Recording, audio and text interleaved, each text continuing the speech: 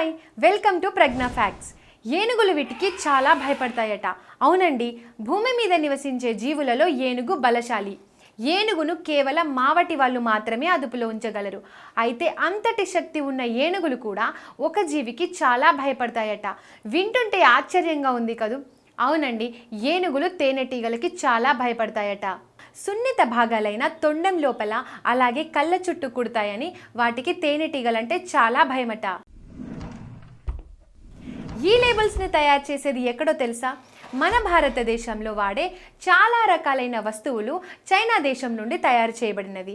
ముఖ్యంగా చైనా దేశం నుండి ఎక్కువగా ప్లాస్టిక్ వస్తువులు మన దేశానికి దిగుమతి అవుతుంటాయి.